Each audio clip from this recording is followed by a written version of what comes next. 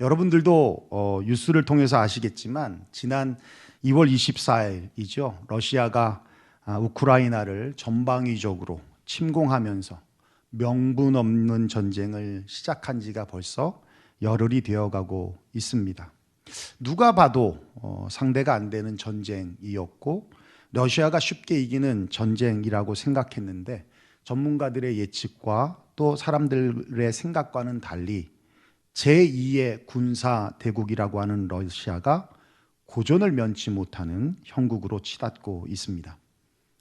그 이유는 죽음도 두려워하지 않고 침략자들에게 내 나라, 내 조국을 지키겠다고 하는 그 애국심을 바탕으로 우크라이나 국민들이 하나로 똘똘 뭉쳐서 강력한 저항을 하고 있기 때문입니다.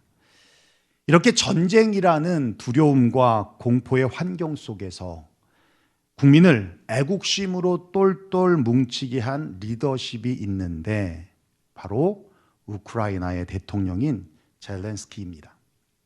그는 정치 경험이 전무한 코미디언 출신으로 무능한 정치 초보자라는 평가를 받으면서 전쟁이 발발하기 전에는 외교로 러시아의 침공을 막지 못했다고 하는 비난을 받았고 또 전쟁이 난 후에는 그가 전시 대통령으로 그 역할을 잘 발휘할 것이라고는 아무도 생각하지 않았습니다.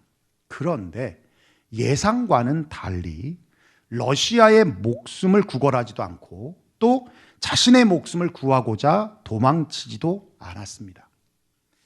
러시아군의 침공 후 도피설에 휩싸이기도 했지만 소셜미디어를 통해서 결사항전의 의지를 내비치며 우크라이나 국민들의 구심점 역할을 하고 있어요. 그리고 미국이 탈출 제안을 했을 때 그가 비행기 좌석이 아니라 우리에겐 지금 탄약이 필요하다고 말하면서 두려움에 떨고 있는 국민들을 결집시켰습니다.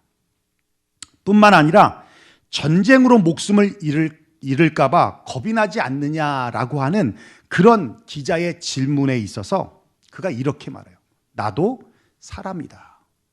어찌 죽음이 두렵지 않겠느냐. 어찌 내 자식이, 내 가족이 죽는데 두렵지 않겠느냐. 그런데 대통령으로서 나는 죽음을 겁낼 권리가 없다라고 하면서 국민이 뽑은, 국민이 주어진 이 대통령이라고 하는 직책에 대한 무게감을 목숨과도 가족과도 바꿀 만큼 아주 소중하게 여기고 있더라는 거예요. 그러자 자국민의 지지율이 91%까지 상승하였고 우크라이나가 러시아의 공격을 격퇴할 가능성이 있느냐라고 하는 질문에 응답자의 70%가 가능하다라고 답할 만큼 러시아에 대한 전투력이 급상승하게 되었습니다.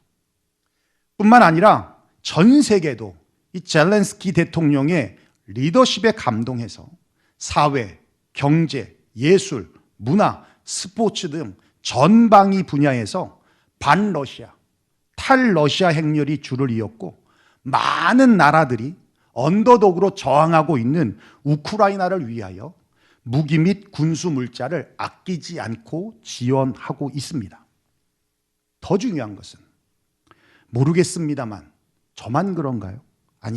아니라고 생각합니다. 여기 모인 우리 모두, 전 세계에서 몇몇 나라를 제외하고 지금의 상황을 알고 있는 사람이라면 모두 우크라이나를 응원하고 그리고 기도하고 있다라는 거예요. 그러고 보면 한 나라의 대통령, 지도자의 리더십이 얼마나 중요한가 새삼 다시 느끼고 깨닫게 됩니다. 여기서 대한민국의 상황을 이야기하지 않을 수 없는데요. 이번 주 수요일, 여러분 잘 아시죠? 대통령 선거가 있습니다. 대한민국을 하나로 똘똘 뭉치게 할 수 있는 지도자가 뽑힐 수 있도록 그 어느 때보다 기도가 필요할 때입니다. 오늘 우리가 본 본문의 상황도 우크라이나의 상황과 정말 흡사합니다. 우크라이나에는 젤렌스키 대통령이라는 영웅이 있었다면 남유다에는 히스기야라고 하는 위대한 리더자, 위대한 하나님의 신실한 종이 있었다는 거예요. 시간이 없어서 상황을 이해할 수 있을 만큼 본문을 우리가 다 보지 못했지만 제가 간략하게 설명해 드리면 아수르라고 하는 나라가 대군을 이끌고 남유다를 침공하는 상황입니다. 지금으로 말하면 러시아가 우크라이나를 침공하는 것과 같은 형국이에요. 여러분 아수르라는 나라에 대해서 많이 들어보셨죠? 예, 아수르라고 하는 나라는 요나서 여러분 잘 아시잖아요. 예, 요나서에서 요나를 하나님이 어디로 보내시려고 그랬어요? 니느웨로 보내시려고 했잖아요. 거기가 바로 아수르의 수도입니다. 그러니까 당연히 요나는 니느웨로 안 가려고 불순종을 했던 거죠. 북이스라엘을 722년에 멸망시킨 나라가 바로 아수르라고 하는 나라입니다. 러시아의 푸틴이 영토 확장을 위해서 그 야욕을 가지고 우크라이나를 침공했던 것처럼 아수르도 남유다를 먹기 위해 침공을 한 거예요. 군대 장관 랍사게를 보내서 유다를 침공하게 한 것입니다. 첫 번째 침공 때는 히스기야 왕이 아주 굴욕적으로 위기를 모면하기 위해서 솔로몬 성전에 있는 모든 금들을 다 모았어요. 하물며 기둥에 발라져 있는 도금되어 있는 금조차 다 긁어서 그걸 아수르 왕에게 바쳤습니다. 굴욕적이죠. 그렇게 끝나나 싶었는데 여러분 푸틴이 크림반도를 먹고 끝냈나요? 아니죠. 얼마 후에 또 본토 먹으려고 왔잖아요. 똑같습니다. 아수르의 사네립 왕이 그것에 만족하지 못하고 두 번째로 대군을 이끌고 몰고 와서는 예루살렘을 포위하고 항복하라고 지금 압력을 넣고 있는 거예요. 그 과정에서 손 안 대고 코 풀려고 심리전을 펼치는데 푸틴이 하는 거랑 똑같습니다. 어차피 상대가 안 된다. 항복해라. 그러면서 백성들에게 심리전을 하는 거죠. 니네 왕이 너희를 살릴 수 있을 거라고 생각해? 너희를 보호할 수 있을 거라고 생각해? 야, 택도 없는 소리 하지 마. 너희가 우리나라 알잖아. 수많은 나라들이 우리나라한테 졌어. 아수르에 졌어. 니네가 죽지 않으려면 항복하는 게 나아. 뭐? 니네가 믿는 하나님이 도우실 거라고? 야, 수많은 나라에 수많은 신들이 있었지만 우리 못 이겼어. 너희가 믿는 하나님도 똑같을 거야. 그 하나님이 너희를 버릴 거야. 우리를 이기지 못해. 그러니 항복해. 좋은 말 할 때 항복해. 라고 하면서 비아냥거리고 있더라는 거예요. 그때의 참담한 상황을 우리 본문에는 기록되어 있지 않지만 병행으로 기록하고 있는 열왕기하 19장 3절에 이렇게 말씀하고 있어요. 여러분 한번 읽어볼까요? 시작. 그들이 이사야에게 이르되 히스기야의 말씀이 오늘은 환난과 징벌과 모욕의 날이라 아이를 낳을 때가 되었으나 해산할 힘이 없도다. 예, 아이를 낳을 때가 되었는데 해산할 힘이 없답니다. 무슨 말입니까?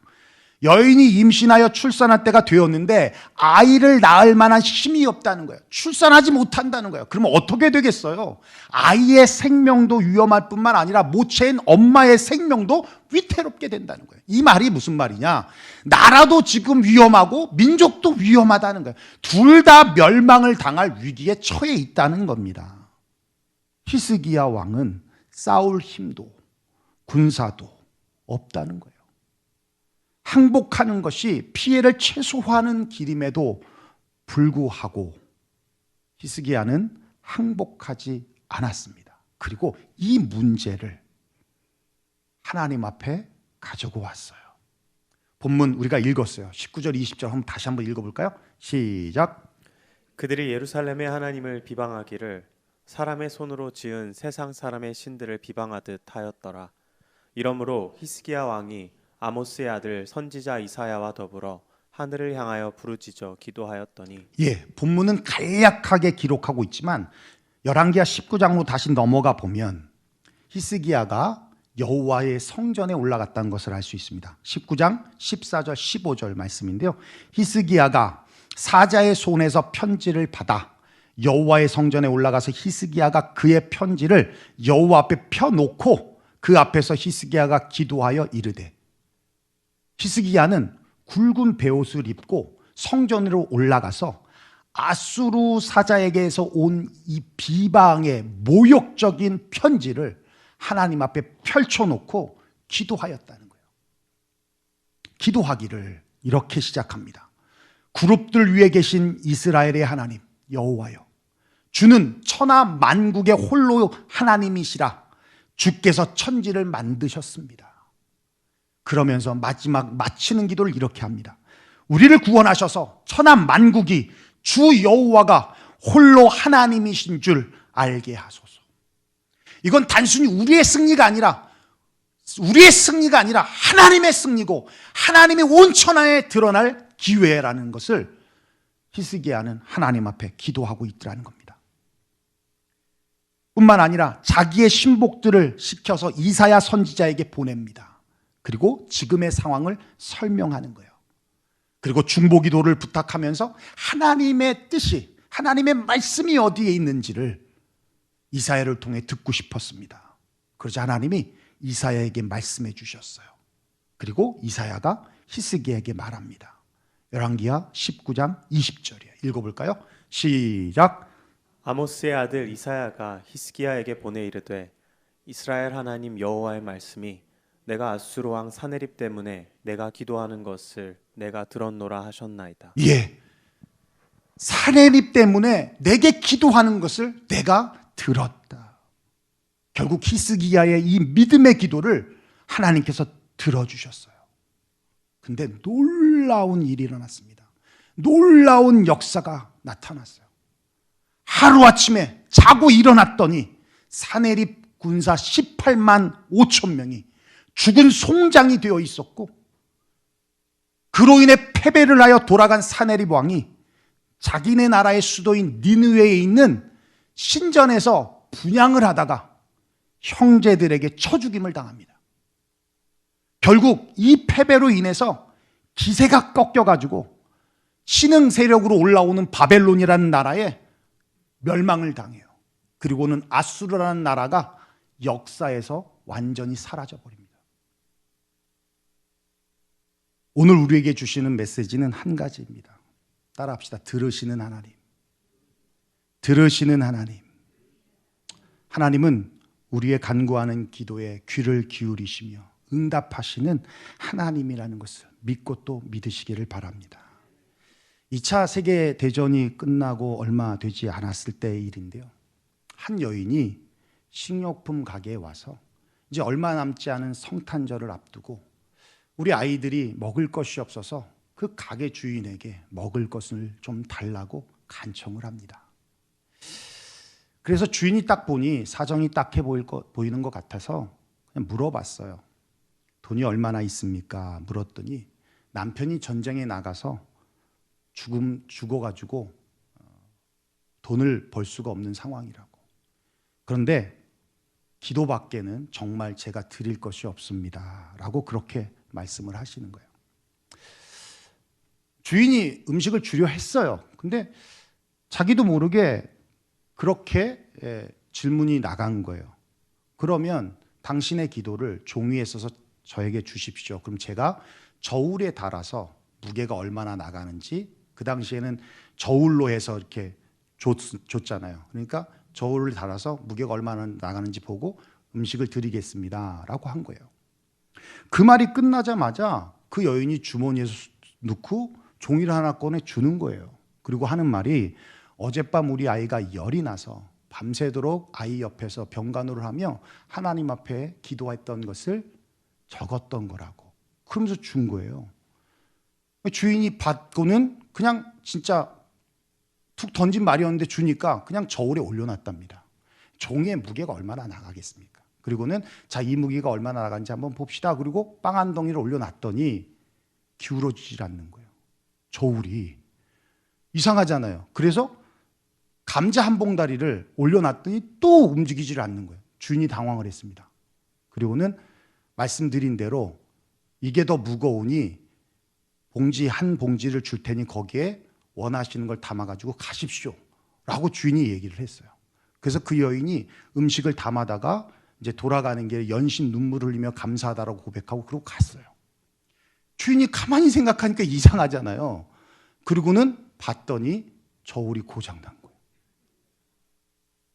저울이 고장이 난 거예요.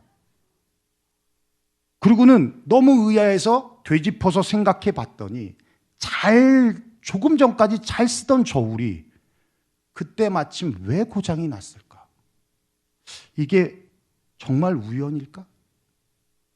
그냥 나도 모르게 한 말인데 말하자마자 그 여인의 주머니에서 기도가 적힌 종이를 줬다?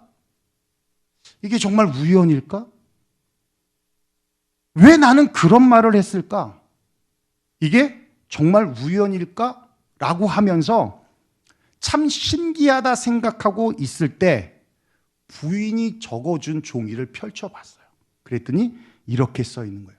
주여, 오늘날 우리에게 일용할 양식을 주옵소서. 여러분, 이게 우연이라고 생각하십니까?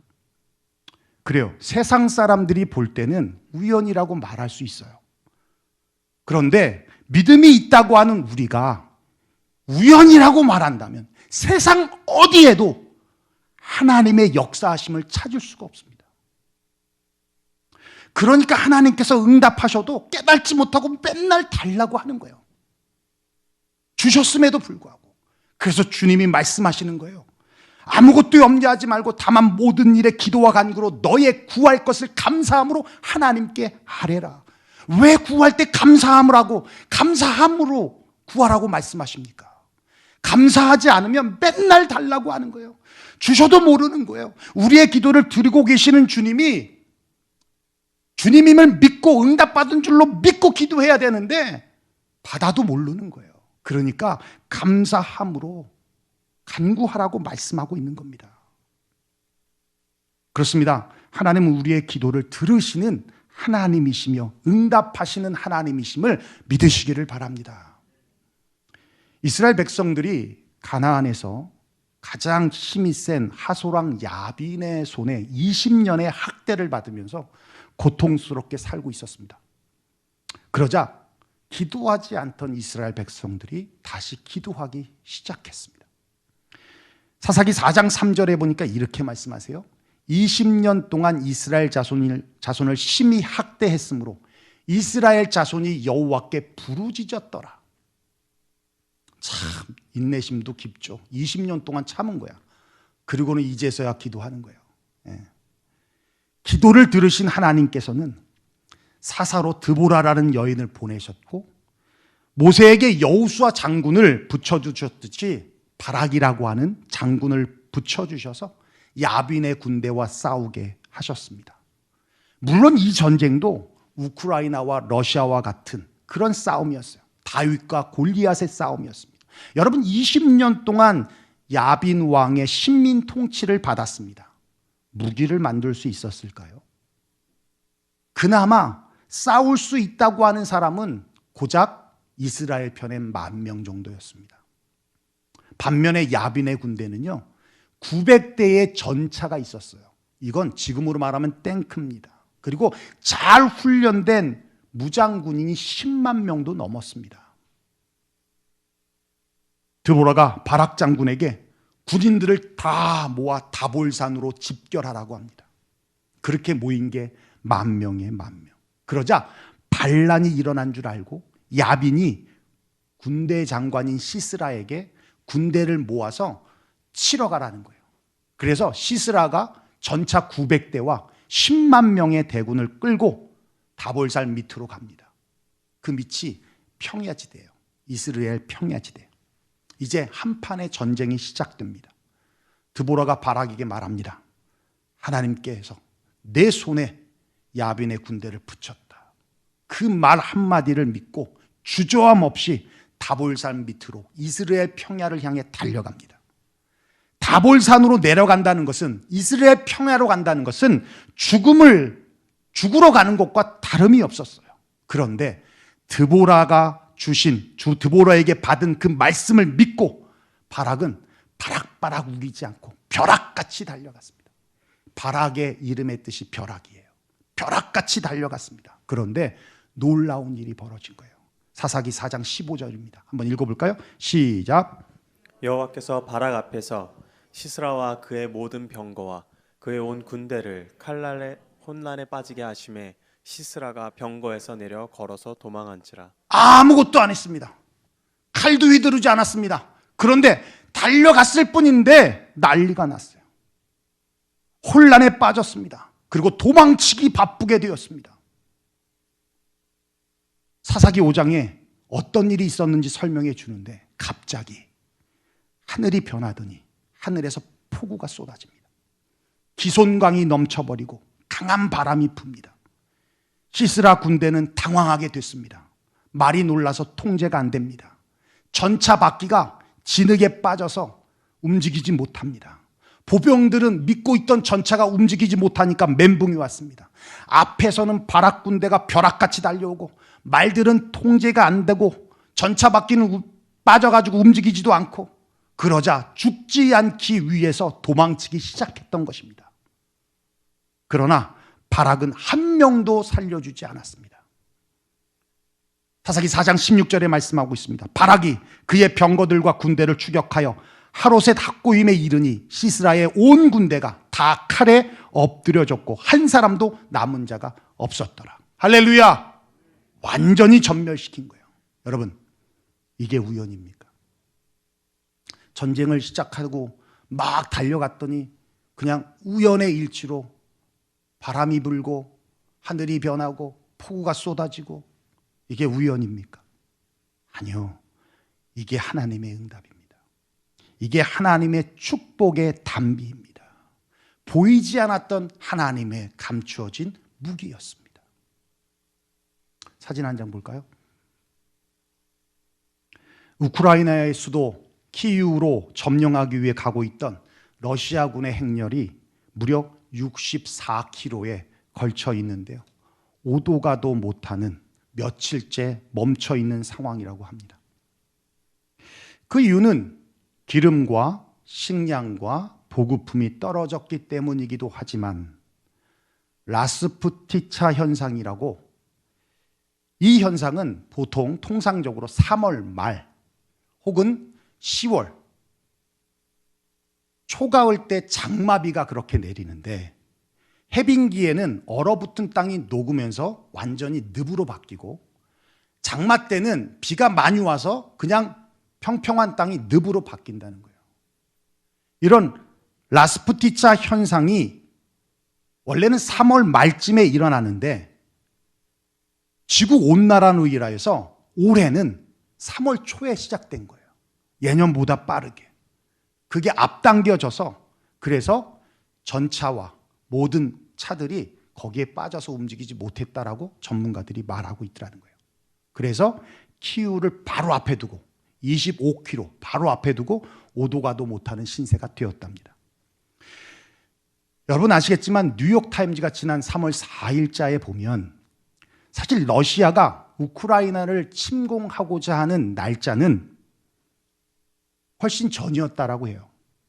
그런데 베이징 올림픽 때문에 시진핑이 요청을 해서 화합의 장이고 평화의 상징인 올림픽 때 전쟁이 난다라는 것은 잔칫날에 고춧가루를 뿌리는 꼴이 되니 올림픽 뒤로 침공을 미뤄달라고 부탁을 했답니다. 그래서 미뤘답니다. 그런데 그 침공일이 16일로 아마 잡혀졌던 것 같아요. 근데 미국 정보부에 의해서 그 정보가 누설이 돼서 미국이 알게 됐네. 원래 하려다가도 남들이 알면 안 하고 싶잖아요. 그래서 못했답니다. 그래도 라스푸티차 시기가 오기에는 아직 좀 시간이 이르다 생각해서 침공을 했는데 올라나 때문에 일찍 왔네. 그래가지고 속전속결로 끝날 줄 알았던 전쟁이 완전히 엉망이 됐다는 거예요. 여러분 이게 우연일까요? 어쩌면 푸틴 입장에선 재수 없다라고 할 수 있겠지만 역사의 주관자이신 하나님을 믿는 우리들은 어떤 섭리가 그 안에 있다고 믿는 것이 올바른 시각 아닐까요? 모르겠습니다. 저는 이 전쟁은 러시아의 승리로 끝나서는 안 된다라고 생각합니다.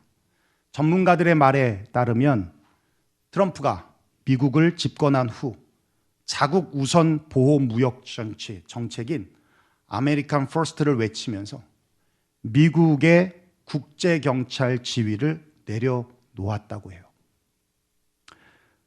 그러면서 세계의 권력의 공백이 생겼는데 이때를 틈타서 러시아가 옛 소련의 영토를 확장하겠다, 다시 회복시키겠다라고 하는 어리석은 생각을 갖게 되고, 중국도 대만을 호심탐탐 노리면서 감추어 놨던 이빨을 드러내려고 하면서 패권 경쟁이 시작되었다는 겁니다.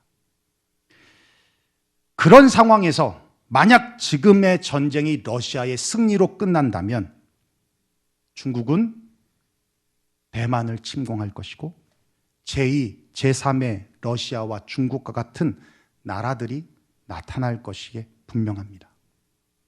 그러면 당연히 상대적으로 열세인 나라들은 너도 나도 핵을 보유하려고 할 거예요. 여러분, 북한이 지금 이 상황을 보고 있어요. 북한이 핵을 포기할까요? 아니요. 절대 포기하지 못하죠. 이란이, 뉴스를 보신 분은 아시겠지만 다시 핵을 가지려고 슬금슬금 목을 내밀고 있다고 합니다. 그러면 당연히 이스라엘이 가만히 두겠습니까? 충돌을 하죠. 그러면 중동 전쟁은 시간 문제입니다. 그래서 빌리 그레함 목사님의 다음을 잇는 영적 지도자라고 평가받고 있는 캘리포니아 하베스트 크리스천 펠로우십 처치의 담임 목사님이신 그렉 로리 목사님이 이렇게 얘기를 해요. 코로나 대유행과 우크라이나 전쟁이 종말이 얼마나 가까이 왔는지 피부로 느끼게 해준다고. 산해립 군사 18만 5천 명이 하루아침에 죽고, 잘 쓰던 저울이 갑자기 고장이 나고, 전쟁이 시작되자마자 하늘에서 폭우가 쏟아지고 전차가 못 움직이게 되고, 속전속결로 끝날 전쟁이라고 생각했는데 라스푸티차라고 하는 자연현상에 발목이 잡히고. 우연이라고요? 아닙니다. 우리의 기도를 들으시는 하나님의 역사하심이고 인도하심을 믿으시기를 바랍니다. 그렇습니다. 히스기야를 도우시고 배고픈 여인을 도우시며 드보라와 바락을 도우시고 우크라이나를 도우시는 하나님은 우리의 삶에도 동일하게 역사하셔서 인도하시는 분임을 여러분 믿으시기를 바랍니다. 영국 크리스찬 투데이에 따르면 우크라이나 남부 도시인 헤르손이 점령됐다라고 하는 소식에 급하게 젤렌스키 대통령이 대국민 연설을 했습니다. 그가 이렇게 말해요. 러시아가 우크라이나 대성당과 교회를 모두 파괴하더라도 우크라이나와 하나님에 대한 진실한 믿음과 사람에 대한 신념을 파괴할 수는 없다. 모든 집, 모든 거리, 모든 도시를 다시 재건할 것이다. 그러면서 결사항전 의지를 다시 거듭 천명했습니다. 그렇습니다. 여러분, 삶의 문제가 깊고 어렵고 힘들어도 하나님을 향한 믿음은 파괴될 수 없고 파괴되어서는 안 되는 것입니다. 약해져서도 안 되는 것입니다. 돈을 잃었다고요? 다시 벌 수 있습니다. 집을 빼앗겼다고요? 다시 사면 됩니다. 우리 믿음만큼은, 하나님을 향한 우리의 마음만큼은 결코 그 문제 앞에 굴복돼서는 안 되는 것입니다. 오히려 결사항전의 의지를 다졌던 것처럼 더 하나님을 의지하고 더 하나님께 매달리며 믿음으로 나아가야 될 줄로 믿습니다. 사랑하는 성도 여러분, 들으시는 하나님임을 믿으십시오. 그리고 도우실 능력이 있는 하나님임을 믿으십시오. 우리가 할 수 있는 최선의 일은 우리의 삶의 문제를 주님께 가지고 나오는 것입니다. 문제 없는 사람 없고 염려와 걱정과 근심 가운데 근심거리가 없는 사람은 세상에 없습니다. 성경을 통해서 보면 문제를 예수님께 가지고 나온 모든 사람들은 해결을 받았습니다. 혈병 앓던 여인도, 10명의 문둥병자도, 베드로의 장모도, 회당장 야이로의 딸도, 가나 혼인잔치의 포도주도, 백부장의 하인도 모두 문제를 받아 해결을 받았습니다. 우리의 문제들도 우리 주님이 주님 앞에 가져갈 때 주님이 해결해 주실 줄로 믿습니다. 크리스찬의 최선은 기도하는 것에서부터 시작됩니다. 밤낮 가리지 않고 일했다고 해도 기도하지 않았다면 최선을 다한 삶이 아닙니다. 하나님을 찾고 하나님을 구함으로 하나님을 하나님 되게 하는 것이 크리스찬의 최선의 삶이며 창대한 끝을 보는 축복의 삶인 것입니다. 젤렌스키 대통령이 브뤼셀에서 열린 유럽의회 특별회의에 초대되어 화상으로 연설을 했는데요. 거기서 그가 이렇게 말합니다. 생명은 죽음을 이기고 빛은 어두움을 이길 것입니다. 예수님이 바로 생명이며 빛이십니다. 생명이며 빛이신 주님이 삶의 죽음과 같은 문제를, 어둠과 같은 고난을 반드시 이기고 또 이길 수 있도록 이끌어 주실 줄로 믿습니다. 들으시는 주님께 우리의 삶의 문제를 가지고 나아가는 저와 여러분 되시기를 주의 이름으로 축원합니다. 기도하겠습니다.